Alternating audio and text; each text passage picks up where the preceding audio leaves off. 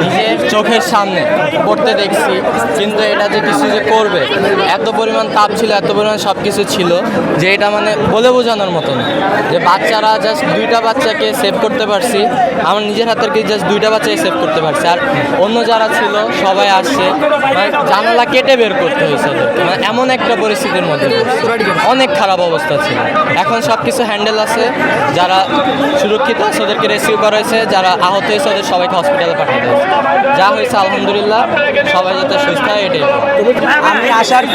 আমি আসার পরে ওইখানে মিনিমাম আমার চোখে দেখা 5-6টা মানে ডেড বডি দেখছি।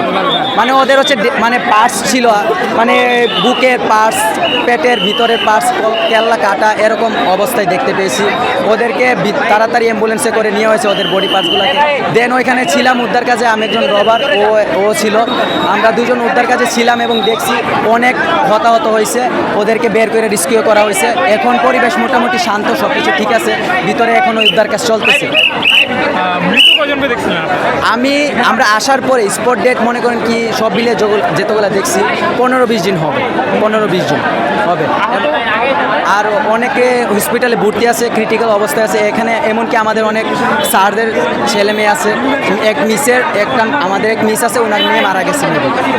যাদের মৃত দেখছেন তাদের বয়স কত? তারা হচ্ছে ক্লাস 4, 5, 6, 7। এই 7-এর খুবই কম, কিন্তু 4 আর 5-এ এটা বেশি হয়েছে, মানে হতাহত 4-5-এর ক্লাসে স্টুডেন্টদের হতাহত বেশি হয়েছে। সবাই কি শিক্ষার্থী নাকি? জি, সবাই শিক্ষার্থী।